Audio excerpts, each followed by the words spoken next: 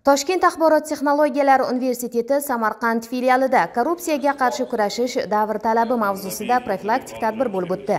Unda jinoyat ishlari bo'yicha viloyat sudi sudyasi hamda jinoyat ishlari bo'yicha Jomboy tuman sudi raisi, O'zbekiston Respublikasi Bosh prokuraturasi huzuridagi Majburiy ijro byurosi Samarqand viloyati boshqarmasi mas'ullari ishtirok etdi.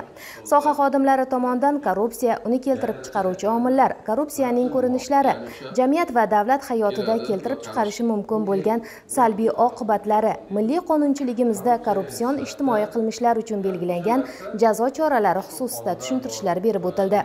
Shu davra suhbatida shu korrupsiyaning tushunchasi, korrupsiyaning turlari, korrupsiya kurashishda qonun hujjatlari, korrupsiyaga qarshi o'zimizda qonunchilikda mavjud Jinoyat kodeksida, Ma'muriy kodeksida belgilangan javobgarliklar to'g'risida tushuntirishlar berildi.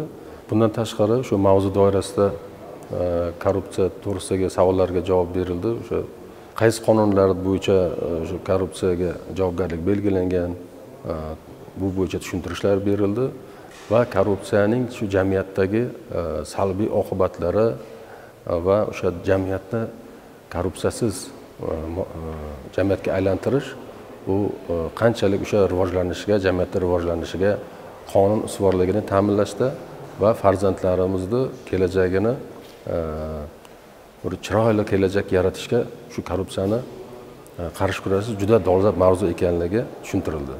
Shuningdek, tadbirda O'zbekiston Respublikasi Vazirlar Mahkamasining 2024-yil 16-apreldagi yoqilg'i energetika sohasida bozor mexanizmlarini joriy etishning qo'shimcha chora-tadbirlari to'g'risidagi qarorining mazmun-mohiyati, kiritilayotgan o'zgarishlar haqida ma'lumot berildi. Tadbir davomida ishtirokchilar ham o'z fikr-mulohazalarini bildirishdi.